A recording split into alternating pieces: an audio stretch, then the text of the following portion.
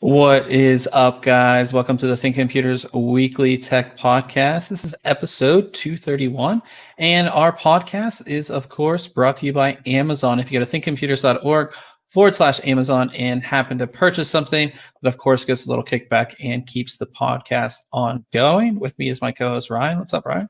Well, just add a little ice cream, some peach Oh, mixed in with vanilla, so I'm gonna be all sugared up, ready to go. I had thought about getting some ice cream before the podcast, but I was like, I'll wait. I didn't even have to go get it. Like my wife went and got it with the kids, brought some home. So I ate half of it. Then after the podcast, I'm gonna eat the rest, and then we're gonna do some game streaming. So yeah, I'm addicted to the new Cinnabon has ice cream at Target now, and it might be the best thing that I've ever had. The best. It's like crack. It's like crack ice cream. It's that good. So that's pro tip: Cinnabon ice cream. right. Definitely check that out. But of course, we are a tech podcast, and we talk about some of the latest stories, and of course, some of the cool products that we've gotten to take a look at. And we'll start out this week by talking about a product that you and I have both seen.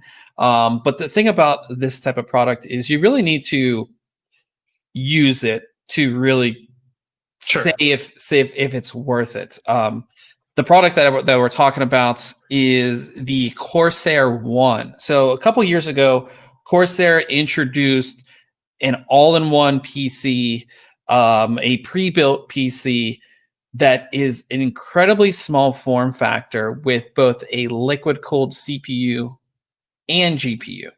And the whole idea of pre-builts, and we've seen pre-builts for years.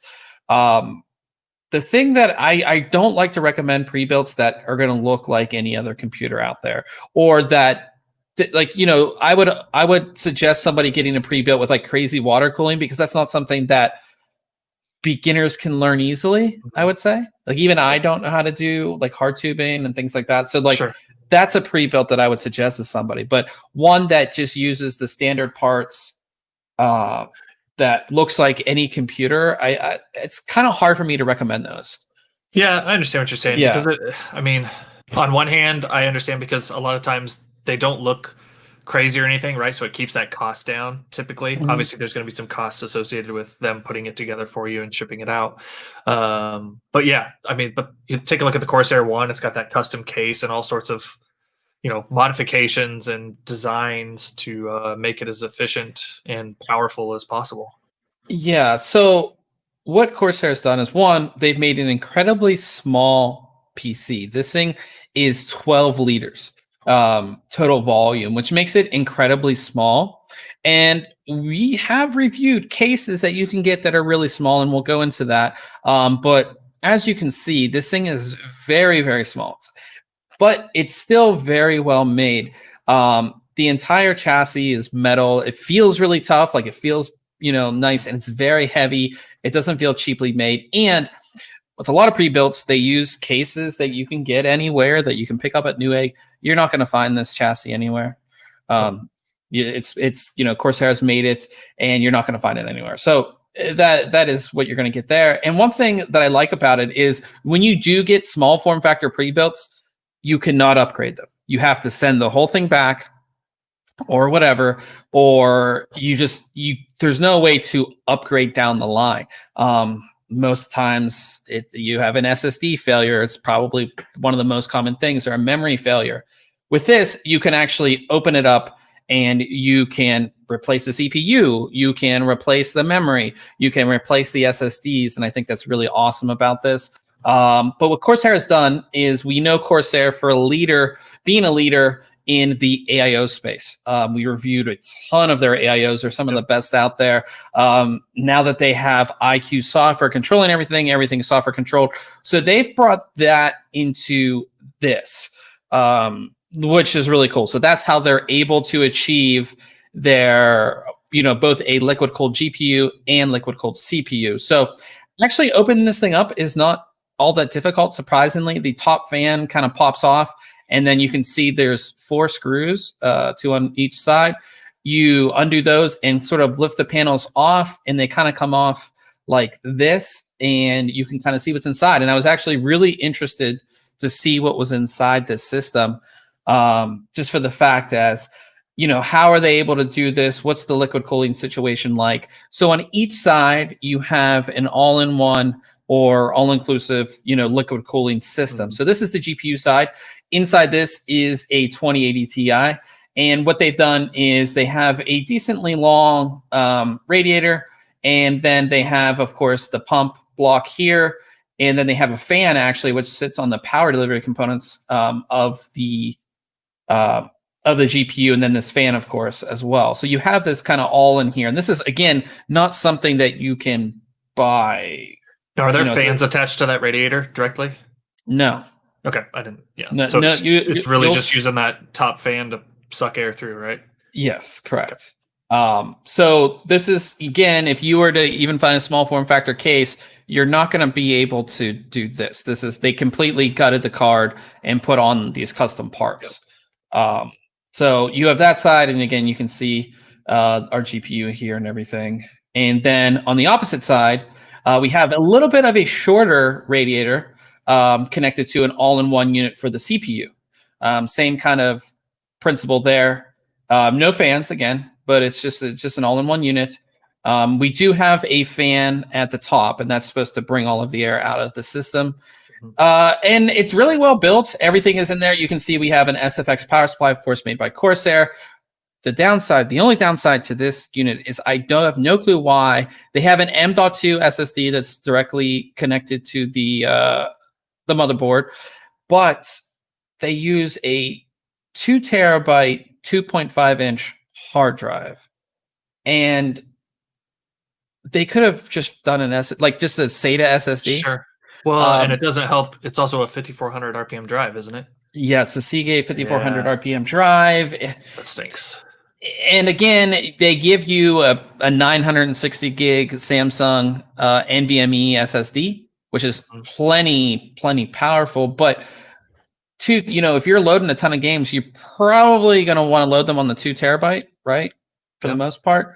And the fact that nobody wants to load games from a 5400 RPM hard drive. No, that's the one downside. Not at all. But everything else, internally, it's all connected well. The cable routing's good. It is very tight in there, obviously, but I think that they've done a good job. Of course, Corsair memory and all that. But yeah, it's a really cool system to open up and all of that. And this is the i200. This is their new version. Of course, we had 10th generation Intel parts come out, so this features the i9-10900K with an RTX 2080 Ti, 32 gigabytes of DDR4, that 960 gig PCI Express 3.0 NVMe drive. You have the 5400 RPM 2 terabyte drive, and then you have the motherboard is actually MSI Z490i Unity board. I don't know if the board specifically made. I don't know if it's actually the retail board, because when you bring it up in CPU-Z, it says Z490i Corsair. So I don't know if there's something different about it, but it is the Z490i Unify board that they have. And Corsair does, you do get iCUE, but before that, you get this new, I've never seen this app. It's called Corsair Diagnostics. It's powered by PC Doctor. Basically, if you're a beginner, you might not know, kind of what's going on in your system. You can do a system scan. You can see Windows updates. You can see your storage network. All that. I really liked this. Because if you are that person buying the all-in-one, or the pre-built, I think this is a great application for you. It's just that dashboard to say, hey, my storage looks good. Maybe I haven't set up any backups, and, a system scan hasn't run on my hardware, but everything else looks fine, right? It's just a nice dashboard to show you the status of your system. And then you could obviously get your configuration via iCUE. But no, I like this. I don't consider this to be like bloatware or anything. Yeah, there was no other bloatware. There wasn't virus crap that you get and all this other stuff, and whatever. This was the only app plus iCUE is on there. The only thing I wish there would have been another thing here for IQ, because if you don't know what IQ is, you would never know it's on. Yeah. You would never open it. So that would be kind of nice to have that on there. But it's a cool little, cool little tool. And then of course we have IQ on the front of the system. There are 4 RGB zones per side, each, just like all Corsair products. Each of these are controlled individually, so you can set them to do whatever you want. They look pretty cool. You can see them there. I kind of like that they haven't really done overdone the RGB, right? Yeah. Yeah. One thing that was weird though is like when I would launch certain games, the RGBs would change that color. So like I have Division 2 open. You can see the orange and the white, but there was no setting for that in IQ anywhere. So I don't know. It just came up. Yeah, it just came up. So I couldn't find a setting anywhere for that in IQ. But the RGB lights are pretty cool. And of course, it's just an added bonus. As far as like changing performance, you really couldn't do all that much. All you could really do is change the fan speeds, or I don't know if this even does the pump speeds, or the pumps are set for PWM, which I'm guessing. But you could just do default, extreme, and then set a custom fan speed. And the custom fan speed is basically like your own fan curve. That was it. So not a whole lot when it came to performance. Did they include like the you said it's got an MSI motherboard. Did they include any of the MSI utilities to change anything that way? Okay. Nothing like that is pre-installed. I'm sure you could do that, right? Sure. They have a graphing tool, which you can use to graph speeds and things like that. And then they have notifications. I do kind of like this because if, when the temp is when the temperature gets high, you can trigger all the RGBs to red. You can run a file. You can shut down the PC, things like that. I kind of like that it's built into IQ. But that's pretty much all you get when it comes to configuration. Which again, I think it's good because for people buying a pre-built, they might not want giving them more. Too many options becomes confusing. Yeah, it becomes confusing. So I think it's good enough. And if all of the fans are on PWM, it's kind of going to do its own thing anyways. Coming to temperatures, so that's the biggest thing when it comes to a small form factor PC is temperatures. Is this thing, if I load up a game, is this thing going to get super hot? Is that single fan actually going to do its job? And we ran into issues with the NZXT H1 when it came to temperatures too, but they weren't too bad. So I did 3 different tests. I did, of course, an idle test, a gaming test where I was playing Apex Legends for 1 hour, and I did a full load test running the AIDA64 system stability test. And if you look at it, it's not horrible. So our idle test for our CPU is 44 degrees Celsius and 36 degrees Celsius. During gaming, our CPU went up to 55 and our GPU only went up to 44, which is pretty respectable. Pretty good, yeah. And then during our full load, on the CPU, our CPU went up to 75 and our GPU went up to 61. CPU is a 10900K, which gets very hot regardless. So I can't put that much fault on. And this is an extended load. This isn't like, you're encoding something for a minute and it's done, Yep. So that's kind of what. Pretty good temperature on the GPU as well. Yeah, very good temperature on the GPU. Very surprised at that. So that was really good. Power consumption, it's based on the components. It's, especially with full load, it's going to use a lot of power. Especially for that CPU if you're putting full load on it, but it's good overall. And as far as gaming performance, the big thing, actually I'll go to gaming performance. The big thing with gaming performance, it's all based on the parts that are inside. So of course this one is their newer one. For gaming, this is going to be a very high frame rate 1440p machine, as well as 1080p machine, being able to push like 144 hertz and above displays. 4K, you can do it at over 60 frames a second. You may have to put a few of those settings down, but we tested 5 games and we did them all at 4K, 1440p, and 1080p. You can see all the results of those. But I think it's a great gaming machine. And the thing I really like about it is that it's a machine that you're not going to find anywhere else. You're not going to find anything that looks close to it. I actually did a PC part picker with all the parts that are inside, and I couldn't even find the NZXT H1, which sells for $349. So my PC part picker, which I should be able to bring up still, which has everything that was in there, was 271809. And then if you added in the NZXT H1, which was not on that list, and you apparently can't buy it, that's another $350. So that brings the total to almost $3,100. Corsair is selling this for $3,500. And I think that that's not a bad price based on what you're getting. I really don't. I think that a lot of times you see pre-builds be crazy more expensive than the sum of their parts.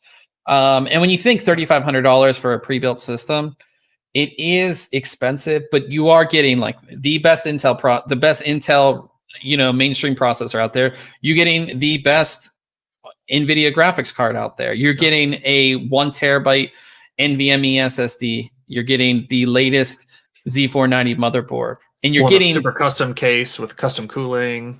Yeah. And we could do all this in the NZXT H1. The NZXT H1 is 16 liters, not 12. So it's also bigger. You cannot do it gives you water cooling for your CPU, but you cannot do any type of water cooling for your GPU unless it's completely custom and you had to rip apart the case and make it bigger anyways.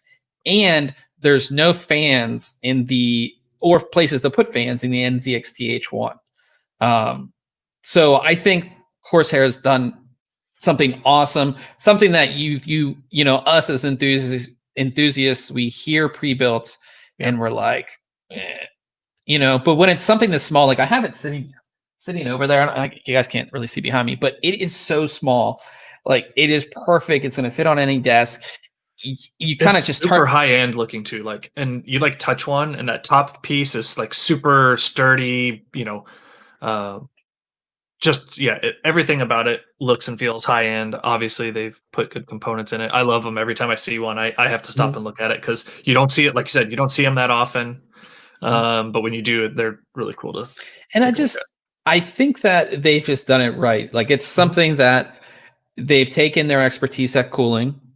They've gone ahead and got a custom chassis that will fit that, those EIOs, and it's all done right. And it's easy. Like you can turn it on and not touch any setting and you're good to go. It comes preloaded with Windows, Windows 10, you're good to go. The only setup is the initial Windows setup as far as like setting up your account and all that kind of stuff. But that is it. It's super fast. I didn't mention the motherboard that they use has Wi-Fi 6 as well as 2.5 gig LAN. You have Bluetooth on there as well. So you're good to go. And it has Thunderbolt 3. I didn't even talk about that, which is a very high-end thing that you don't typically get. So plus, doesn't it have like USB and like an HDMI at the front? Oh yeah, so we didn't right? Yeah, for like VR stuff. Yeah, so it has I think 2 or 3. Let's go to it. It has 2 USB 3.1 ports here. You have your combo audio, and then you have a HDMI, which of course is connected to the graphics card. So if you did have a VR headset, it's just easier access. On the back, you have 3 DisplayPort, of course, for your monitor and all that kind of stuff. So it does have a lot. Like it's just well done. I've reviewed a few pre-builts, and they're just like, yeah, I could do this myself. This is something I couldn't do myself.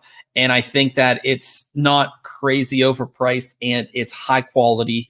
And it doesn't overheat. And that was my biggest thing when it comes to these small form factors, is that they sometimes overheat. So I gave it a 9 out of 10. Again, the only downside is that it is you do have that 2 terabyte 5400 RPM drive. I really would have liked to just give me even a once. I would rather take a 1 terabyte solid state SATA drive over that. Another thing is that getting it open was pretty easy for me, but of course I'm like an experienced builder. So for some other people, it might be a little bit hard to do that. And again, you are paying a premium, but I think the premium is pretty fair on this one. So definitely check out Corsair ONE. They offer them in a ton of different configurations. They have high-end desktop configurations. They have not only Intel, but Ryzen configurations as well. If you don't want to build your own PC and you're looking at a pre-built and you want something small, it's going to look awesome on your desk, but also be super high performance, it's definitely the way to go. I had a lot of fun reviewing it, and it was definitely something that I wanted to actually have for a while and test, and I'm glad that I did. So definitely check that one out. And up next, we have Cooler Master. And when you think of Cooler Master, what's the first product that you really think of? I mean, there's two. There's the Hyper 212 Evo cooler, and then there's like their HAF line of cases. Those are the things I think of first. I do think of their keyboards because I've been a fan of their keyboards for a while. They haven't released a good new keyboard though in a while. Not a while. Yep. Yeah. So, but they showed us at CES, and we weren't sure if these were going to come out, but they had monitors, and they sent me one out, and I've been testing it. It is their GM34-CW, which is their second monitor. So they had a 27-inch as well. Of course, you know me, I'm Mr. Ultra Wide, so I had to review the 34-inch. So it's a 34-inch ultra wide. It is a 144 hertz, and that's the thing that we're getting now is kind of like the normal now when you see ultra wides. Before it was like 75 to 100. Like ASUS and some of the bigger companies had 144, but you typically didn't get it. Now we have it. So 144 hertz refresh rate, 1500R curve, which is more curved than say like an 1800R, which is what you typically see. Standard, yeah. 95% DCI-P3 color gamut. It does have some gaming specific features too. I think that it makes sense for Cooler Master to get into this. They also at CES announced like a gaming chair and a desk and all that kind of stuff, and it kind of makes sense to kind of move into this. The screens and the glass is getting really affordable. That's why you see a lot of companies kind of doing this. So I mean, looking at the screen itself, it is very nice, incredibly thin bezels, which has kind of become standard, but sometimes you still see bigger bezels, but incredibly clean bezels. One thing that's kind of funny is they made the stand the Cooler Master logo. I think they would have been like, it would have been a problem for me if they didn't. I think it looks perfect. It does look cool, but it looks like it sticks out quite a bit. It sticks out and it does take up some space. But their stand is rather nice. You get vertical adjustments, so this actually moves up and down, and then you can tilt it quite easily. I really like it, but the stand is very heavy and very it's very heavy duty. So you're not gonna, here's like the adjustments. So here's the lowest that the screen can go. Here's the highest, and then you can move it, side to side pretty well. So that is no change. Of course, it's a curve, so you're not going to change it to portrait anyways. Yeah. But back of the screen, you have these kind of like, I don't know what you want to call them, but they're like little LED panels, and they're LED. They're not RGB, which is kind of disappointing. Okay. Considering Cooler Master does have their own RGB software, it would have been nice to kind of have that. You have a small little Cooler Master logo. And then as far as connections, you have audio pass through, or just audio, and then you have 2 display ports and 2 HDMI, and of course your power over there. And I do feel, or I didn't talk about it, but you do have the buttons here to do the OSD, which I'm not a fan of. You like the joystick better, right? Yeah, the joystick. So that's one of the things that they did wrong on this, is that you can see what it looks like with a picture. The picture is really great. The colors are really great. Didn't need to change a whole lot out of the box. They do have a bunch of different profiles. Here's what the OSD looks like. It's like your typical pretty standard OSD. And then you have to control it with those 4 buttons on the front. And when you're trying to do that, it's just annoying. We've seen Samsung and MSI. Razer has the little joystick, I think. Yeah, the joystick. So it's just so much easier with the joystick. On top of that, we've seen MSI and Gigabyte go with software, which is 100 times better. And the software allows you to do RGB and stuff like that. So, you can, the menu system, I really wish it would have been software, or at least a joystick, because the joystick would have given us it's just easier. This is a G-Sync display, G-Sync compatible as well as FreeSync compatible. So that's pretty easy to set up. You just turn it on and then it will show up in your. Is it G-Sync certified or just like they're compatible? Okay. Yeah. It's HDR 400, which isn't anything if you're talking about HDR. It's 400 Right. and it's a brightness, which is not all that bright, but it's pretty standard for like a stand. This is like a standard display, really. Here's those lit up. They're only like that Cooler Master. It's kind of hard to see in this picture, but they're only that Cooler Master purple. You can set them to be on all the time or to blink, and the blink is like very fast, and I would never suggest that to anybody, so don't do that. But this is a UWQHD 3440 by 1440. I always talk about this as far as productivity. As you can see here, I have my two windows open side by side. They're good size. I can read all the text. You don't need to use any magnification. It's a good display for productivity. I love this size. This is the size that's in front of me right now, so it's really good. So you have that, and then for gaming, 144 hertz is a lot of fun. I obviously played Apex on it. It looks awesome. I do feel that the 1500R curve is a little too curved for a FPS like Apex or CS or what do we play? Hyperscape last week. You know, it's just a little too much. I did what I do even on this monitor is I played it in 1440p, kind of like in the center. And then I can have Discord on the side or Twitch on the side, which I would suggest. But for really immersive games, I also played. Oops. I do have the picture here. You can see here where I played Star Wars, and having that or like a racing game or a big MMO with an ultra wide is so awesome. The curve doesn't matter because you don't necessarily need to see what's in that corner, right away. So it's really a great experience. I didn't have any issues with, ghosting or anything like that while playing really fast games. They do offer, it's not really advertised, but they offer the little always on crosshair that you can kind of see there with the red. You can do dots. You can do the little crosshair like I have there. It kind of makes a difference. Not really. You know what I mean? Yeah. But it's a good display. I think they came out with the 27 and the 34 for their first displays. They tick all the boxes as far as like, either curved, they're 144 hertz, 1 ms response times. They have all those things.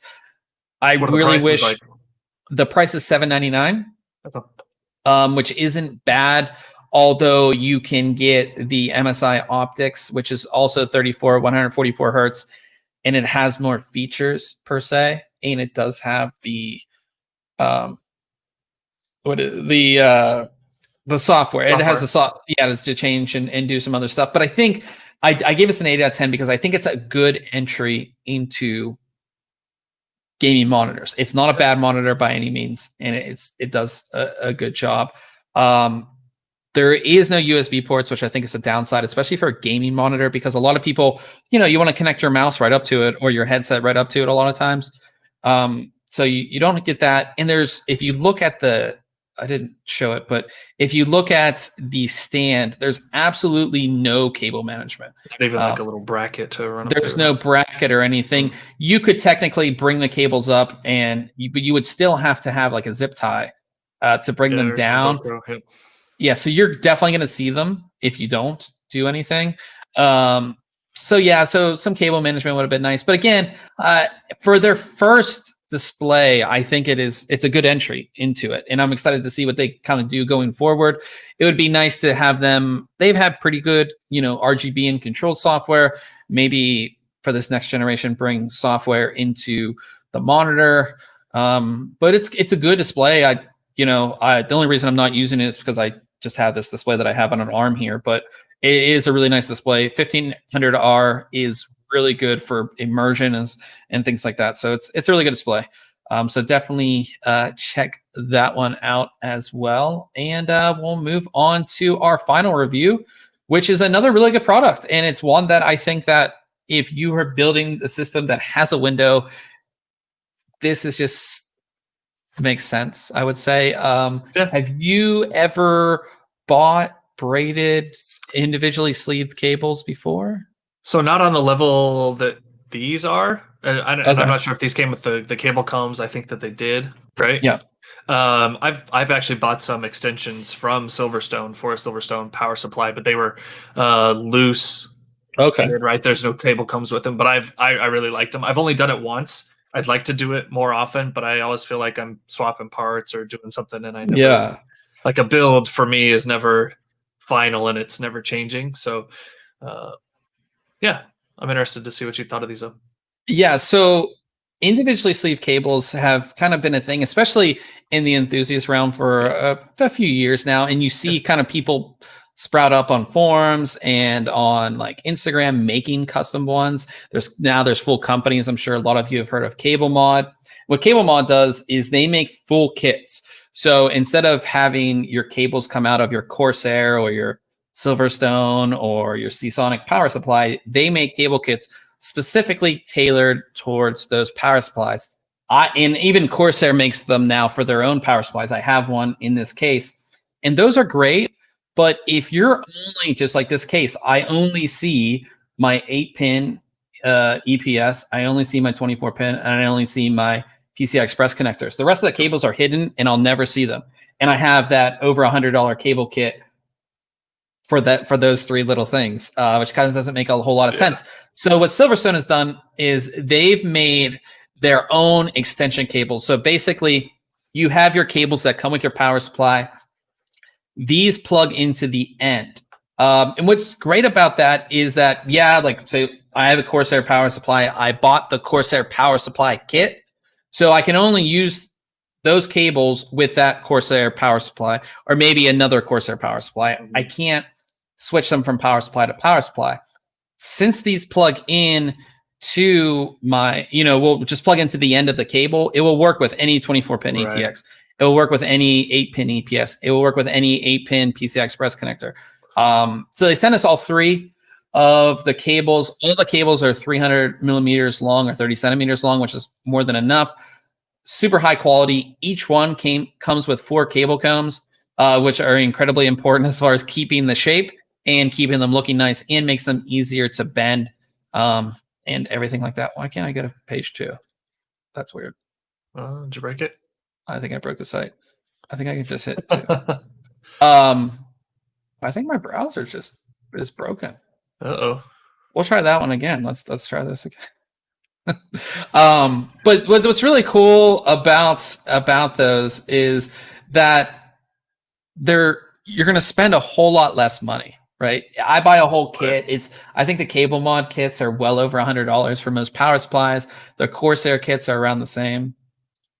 Oh, there we go. See, it worked. I think my browser just didn't like me. So, like that tab. One thing I noticed, so when you look at, I've got when you get custom cables made, a lot of times you want to look at the quality. Like these are sleeved all the way into the connector, so you're not going to pull that out and mess up the whole look of them.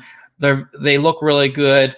I didn't see any issues with these whatsoever. As you can see, we got the white and black version. There's also, I did see on Amazon there's white, but they don't list it on their website for these. But there's black as well, so you can kind of pick. There's not a whole lot of colors, but the black and white look really good. Installing these is incredibly easy.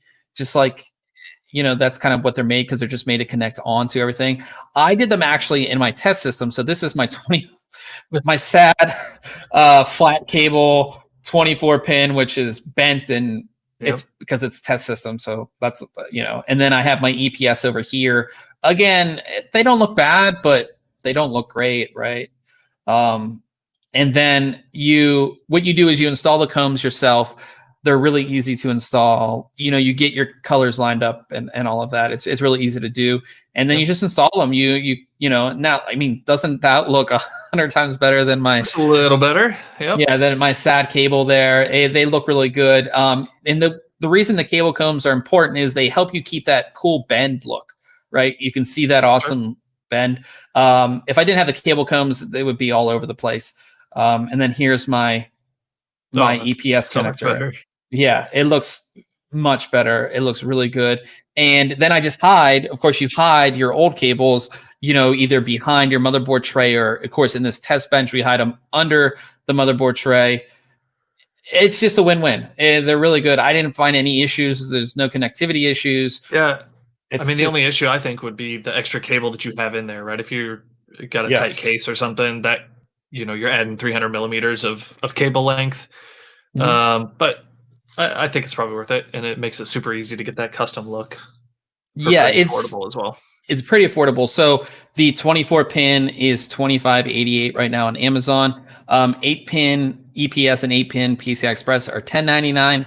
So you're looking at 25, 35, 45, $55 if you had like a graphics card that needed 2 8-pins, instead of spending on a whole kit for a mother or for a power supply would be over $100. It's a win-win. Yeah. My only thing is they're only offering it in white, black, or white and black. So not a whole lot of color options there, but just a cool product. It just makes sense. It just makes the whole process a lot easier, because you don't even have to, and again, you buy one of those cable kits, and then if you had already, you're buying it after you do your build, you have to rip out all of your cables and redo it. Whereas this, you don't have to do anything.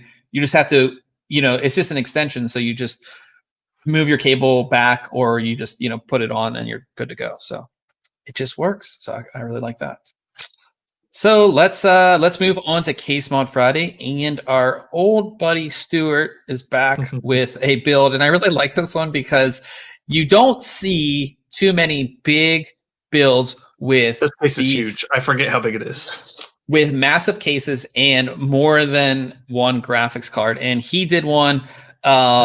More than 2 graphics cards. Well, yeah, a lot more than 2 graphics cards in this one. This is his Seasonic Prime TX 600 watt build. This is the feature, the 600 or 1600 watt power supply from Seasonic. But he did it in the, what is this? The Fantex. It's the N Pro. Yeah, or no, it's the Elite. Fantex Elite. Yep. Yeah. And this thing is just awesome. Of course, we know Stuart from GGF. He does really great work, and you can just see it in this. I mean, this is just, the lines are perfect for and the colors are great. I really like how because this case is so big, you have a lot more room, because this is still a normal ATX. That motherboard looks tiny in there. Yeah, but you have so much room, so you can do this cool bend down here. Which I really, really like. And of course you have the individually sleeved cables and all of that. It's a really, really awesome build.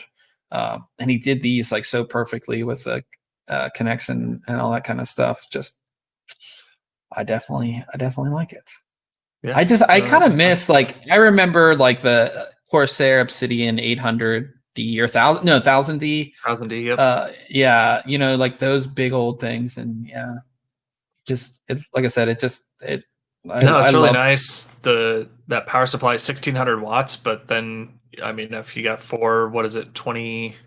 I think they're 2080 supers. Yeah, you need it. So yeah, that's an awesome system. And he always does videos on his stuff, and they're really good. Really if you want to see him, we have that on the page as well. So definitely. Check that one out. And of course, guys, we are still running our contest for the Asus ROG Strix B550F. We have, how many days are left? 19 days left, so still a ton of time on this one, just to give something back to you guys. So it's just on our contest. You just click on contest right here at the top of the site, and it is the first one that will pop up. And get in, motherboard. So definitely check that one out as well. And we'll move to news. And of course, we've been hearing about the RTX 3080 and 3080 Ti and maybe a 3090. New leak came out from a pretty well-known leaker on who's been really good with information in the past on GeForce RTX GPUs. He said that the RTX 3080 would be 20% faster than the RTX 2080 Ti. So not the Ti model, the 3080 will be 20% faster than the 2080 Ti, which means that a 3080 Ti could be upwards of 40, which we actually heard last week, right?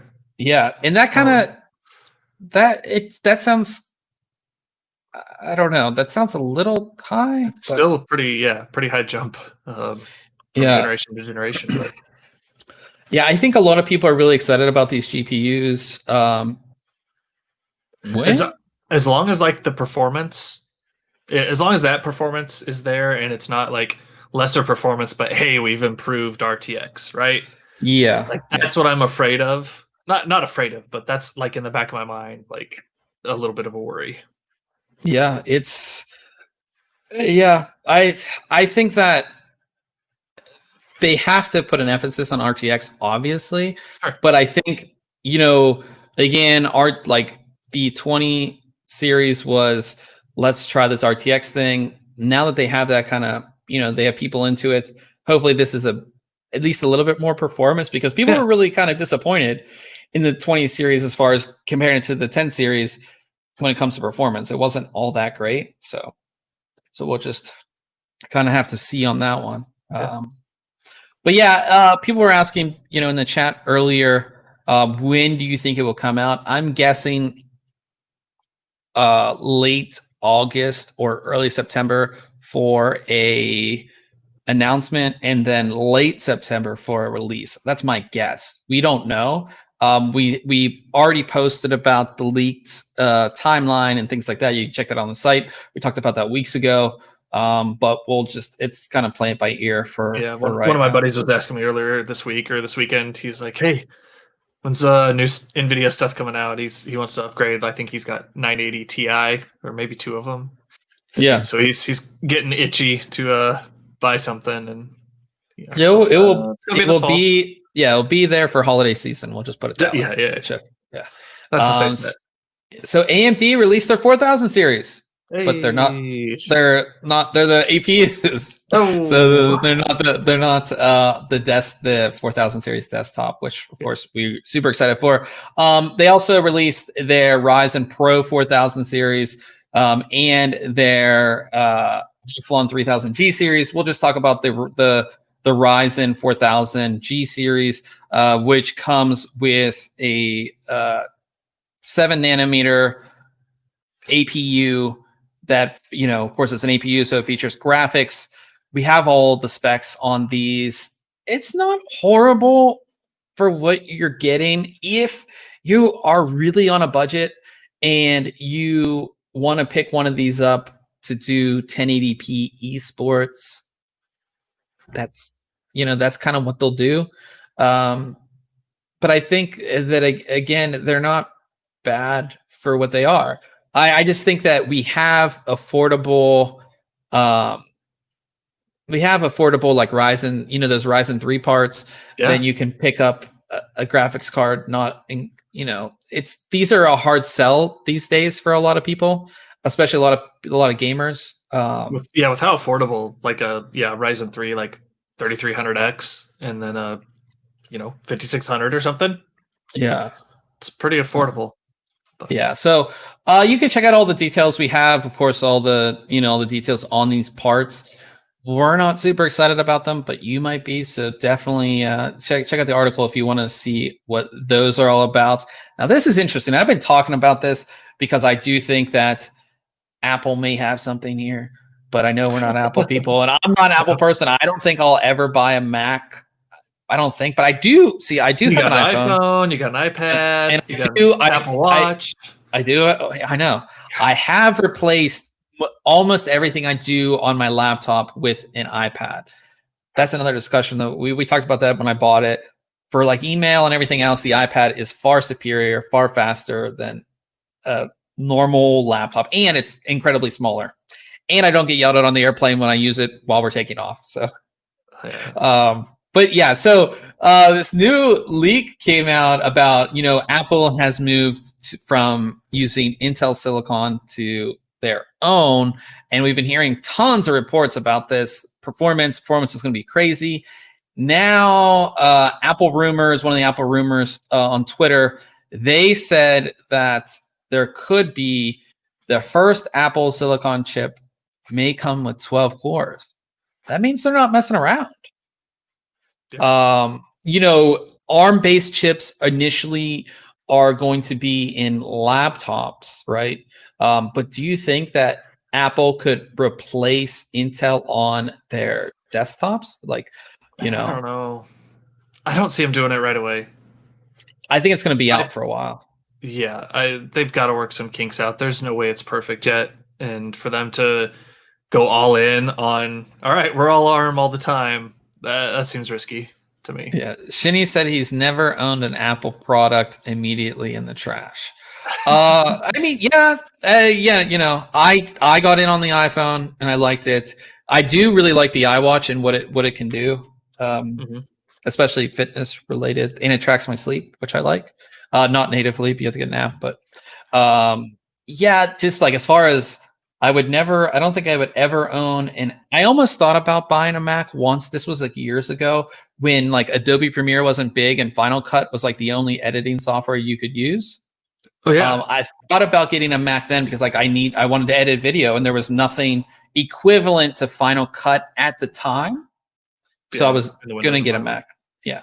But now that we have Premiere. So do we think this will be like 12 pure CPU cores, or maybe like 8 high performance and 4 low power? You know what I mean? Yeah, I don't know. This is an interesting leak. So I'm really not sure. Yeah. It would be kind of cool to see what Apple could do. And like, what if they have this crazy performance and then obviously they're not going to offer this CPU to other people, right? And could this be could in 4 or 5 years be this crazy shift where people want to buy Apple high-end PCs again? Maybe. I don't think, because again, I mean, how much was their Mac Pro? $35,000? Like, you know what I mean? Insane amount of money. Yeah. Shinny said, when do you charge your watch if you wear it in your sleep? That's a good question, because the reason I didn't want to buy this was the battery life. And I take a shower before I go to bed, and then I charge it when I'm in the shower, come out, it's fully charged. The charging on this is actually really good. So is that a long shower or it just charges? No, it charges pretty fast. Like on a date, like let me see what I'm at now. I haven't touched it, or I've actually, let's see, I'm at 76% now. Probably to get to 100, it might take like 20 minutes or something like that. It's not bad. That was my big worry with it, right?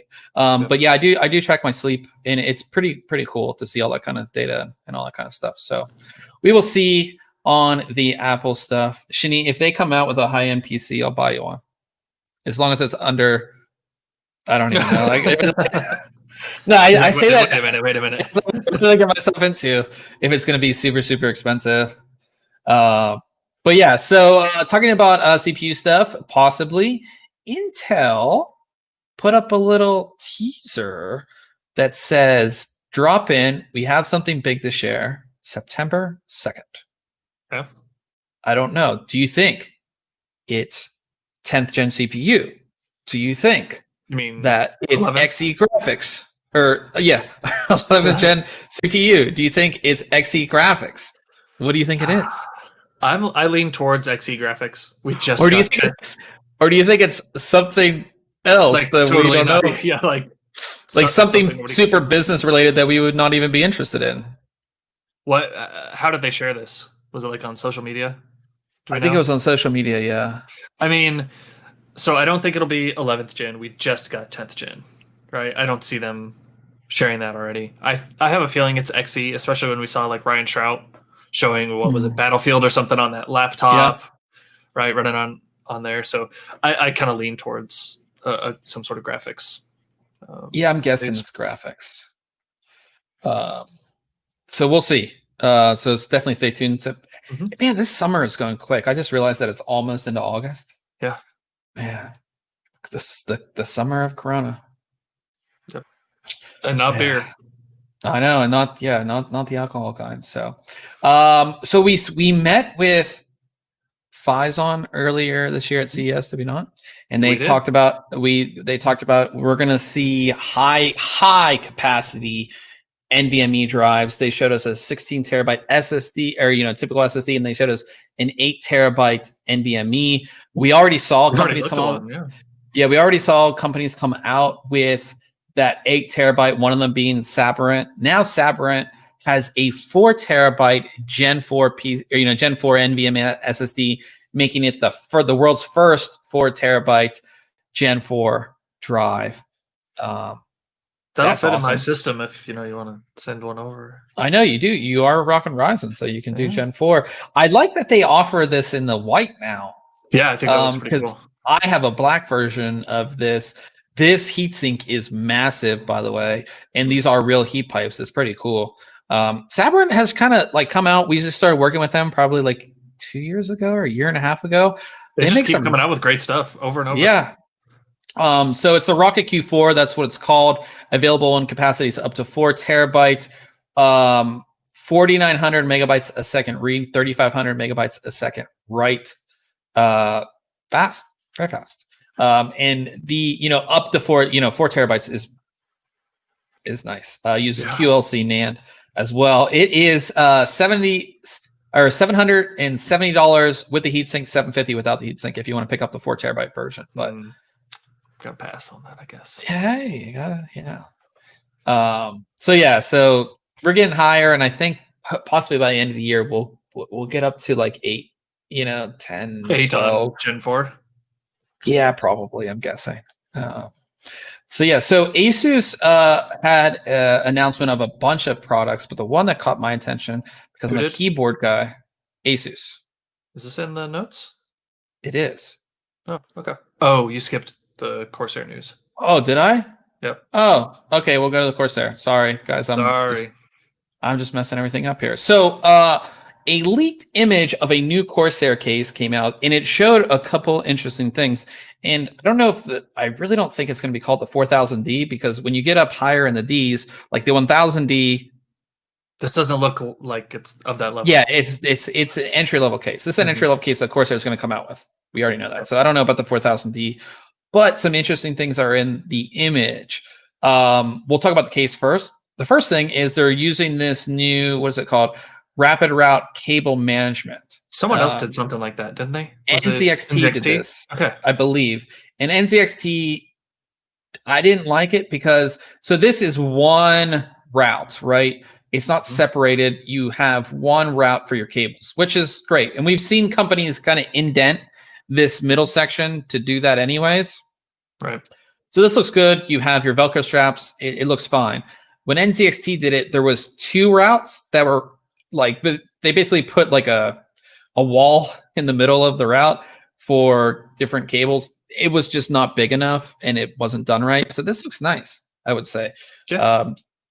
The second thing is we see this guy, this new cooler. It's a little different. It looks a little different. So I'm assuming when this case comes out around the same time, we'll see new AIOs from Corsair. It looks like it has a lot taller block there, right? So maybe we're getting a little more fluid in there, or a better pump, maybe a little different pump design. Who knows? Yeah. So I like patents or something. Yeah, get around some patents for sure. So that's pretty cool. I like that we're still getting, I mean, this isn't a crazy innovation. NZXT did it, but we're still getting some newer things added into cases. I think we get stagnant sometimes when it comes to that, and then we just get like the same things over and over again. So we'll see. I would like to get this into review to see how well that actually works. What's the front airflow? That just looks like RGB fans. Right, but is it like what's the front panel look like as far as getting air into it? I think is what he's asking about. This. It almost so it's got the slits on the front to bring air in. Yeah, so not probably a little more restrictive than you're like, oh, look at that USB color. You see that? It's like a yellow. Green. The Corsair yellow. Yeah, that would be new. I didn't even notice that. It's kind of like Razer doing the green on their stuff. Yeah, so Corsair might. Yeah, I do like those little touches are kind of like the cool things. Like Corsair, we know them for the yellow, so that would be cool if now their new cases, the USB ports are the yellow. That would be kind of cool. Is the front glass or mesh? I assume this is like. I think it looks like plastic. Yeah, this looks like plastic. They might offer a glass version. They might offer a mesh version. We don't know. So we'll have to see. But like I said, I think we're getting, you know, because we missed Computex, obviously, and we're getting closer to the, you know, end of the year when we see a lot of products come out. So we haven't seen these because there was no Computex. Corsair didn't have an online thing or anything like that. So these products just might come out and we might just see them, which is cool. And we'll see that on a lot of companies. So I'm pretty, you know, just like this, we didn't hear anything of it, this next product. So we're talking about Asus, their ROG line. They announced a 65% ROG gaming keyboard, which I think is awesome. I love small keyboards. Yep. And that's just me. But how do you say this? Falchion? I don't know. Falchion. The ROG Falchion is what it's called. 65% keyboard, super small. I like it. It is gaming grade, wireless. I don't know if it's, I assume it can be wired as well because you have to charge it and there's a thing in there. And then it has this touch sensitive thing over here, which you can use to control certain things in their software. You can make it, you know, obviously I think by default it's volume, so you can just like slide it like up or down. But I like it. I think it's cool, and I think that gives a little bit more functionality to a very smaller, you know. I think it'd be cool if you could like set it to zoom or like, you know, to use it to scrub in video, you know.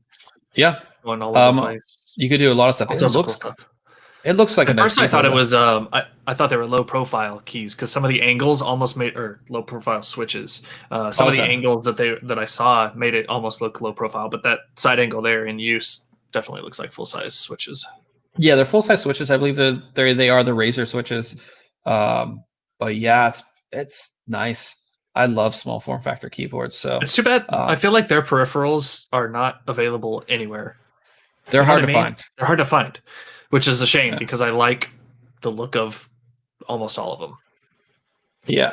Yeah, no, they're very hard to find, more in the Asian market than we see.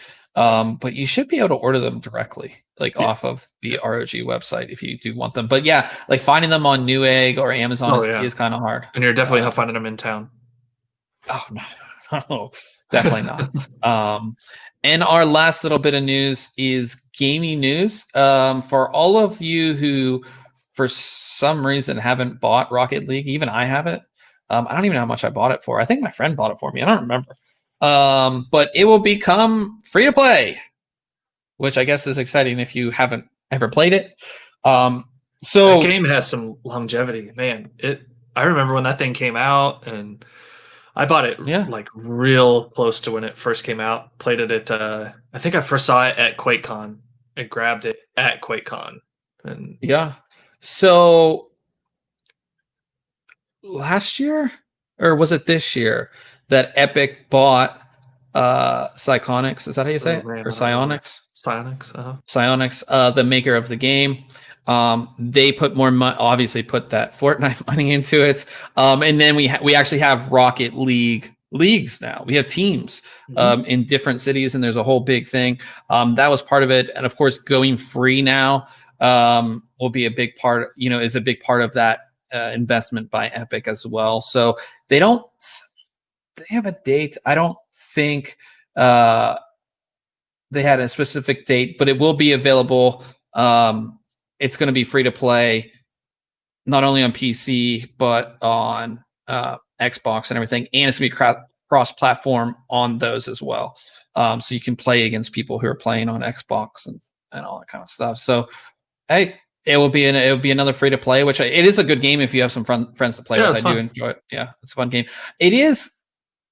I would have to say, and I feel weird saying this, but it is a game that I prefer to play with a controller. Oh yeah, same here. And that's weird as a PC guy to say, but yeah. So yeah, that is our last bit of news, and we'll talk about what we have coming up next week. And I've been wanting to do this case review forever, and it's just been put in the corner because I moved, and it's just such a big case. It's huge. It's a lot of work. I feel so bad because this is a case where you should do like custom water cooling, and I'm gonna just put a normal system in it, maybe an AIO, but probably just a normal air cooled, thing. Who was it that had built in this system there that we saw in their suite? I forget his name. I Anyhow, do I mean, forget. he did Yeah. a full custom build and it looked great. Yeah. But yeah, so this is the FSP T-Wings, which is this just crazy case, and I had got it right before I moved, and it is so nice. And the thing that's nice about it is that this is all I guess I can't click. I can't click to make it bigger, but this is a really cool case. It can be dual system, or you can put one system on one side and then have like hard drives and stuff on the other. It does support dual system, but it is aluminum, not steel. All of this is aluminum. You have glass or tempered glass panels here. It is such a cool case. And again, I feel like I'm not going to do justice in my review just for the fact that I don't know how to do water cooling, and but it is an awesome case. It's real big. These pictures make it look kind of small, but it's not. It's actually really big. Enormous. So it's a very expensive case. I think it's $500. So yeah, I'm excited to do a build inside and kind of see what I can try to make it look at least kind of cool. So we will have that for you, and then Paul is taking a look at the Creative Sound Blaster AE5 Plus, which is not only a sound card, but a DAC as well. So, sound cards provide me sound, but this will support headsets up to 600 ohms as well.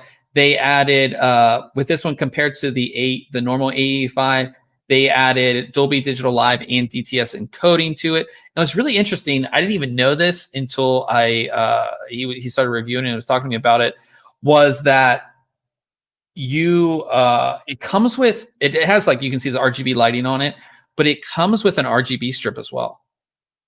Okay. So the whole idea is that you can, RGB inside of your case and control it all through the Sound Blaster Sound Blaster software, which is kind of cool. So if you didn't have any other RGB elements, you could kind of RGB your system out and not have to worry about extra software. So yeah, it's pretty cool. It's a really nice sound card. We will have that for you. And then you did a video, which you just showed me tonight, which I was pretty impressed with. I was pretty impressed with this video. So you have to tell me, because I kind of got the gist of it, but tell us what Grafana is and why you would use it and why you would install it on a Raspberry Pi. Okay, so Grafana allows you to take data inputs from multiple services, servers, sources, whatever the case may be, and put them into really cool looking dashboard. So what I plan to do with mine, literally just got it set up recently, haven't even added any sources or data to it. But like, I'm going to monitor my Plex server and my network connection at home. And, I'm going to throw in as much data as I can to just give me a nice dashboard of, hey, what's going on in the house, right? Is my internet connection loaded up? How much storage is available on my NAS? Who's watching what on Plex? All sorts of just crazy data. All sorts of people are just like these, data enthusiasts, and there's like a whole subreddit like Data is Beautiful, I think. Cool graphs and charts and designs and everything. So that's essentially what it is. So I did a quick install process there. It's super easy to install on a Raspberry Pi. I have like a Raspberry Pi that controls my 3D printer, and I have a Pi-hole that does DNS filtering, and I have another one running something else. I don't even remember. I have like 7 of them here at the house, but I recently bought 2 Raspberry Pi 4s. They're the newest model, just the 4 gig models. And I wanted to try out Grafana. I've always wanted to, just haven't had a chance or time. But I went through their process. It's really easy. As long as you've got the Raspberry Pi, a power supply, and a network connection, and then a card, you can install it. Like, the whole video is 5 minutes long, if even that. Yeah. I mean, and I sped up a couple parts, just like some install pieces, but if you just follow along on the steps, you can have it done in half an hour. Nice. So we will have that up on the YouTube probably tomorrow. So definitely stay tuned for that as well. And we, of course, talk about if we did any tech-related things this past week. Obviously, you did that. Yep. Did you do anything else? I unboxed a new monitor that I'm taking a look at, a portable thin monitor. So I'll be working on that Oh, yeah. review. I took some nighttime shots of the comet flying You over did show me in those. the That was LYs. really cool.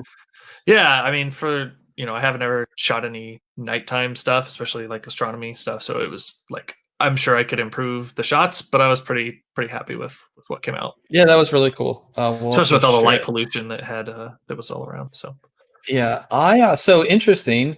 We were playing Apex oh yeah, last week yep. after the podcast, and we had just won, Yeah. and we're loading into the next game. And I get a BSOD, and I'm like, you just think, okay, I'll just restart whatever it was, and then my computer was stopped at like the main screen on the BIOS and wouldn't do anything, and the BSOD was like storage, something about storage. So I'm like, oh, maybe one of my something died, and I'm like, and I thought maybe the drive that had Apex on it was the one that died. So I was like, oh no, it was my main NVMe SSD that had my OS Your on it, OS, yeah.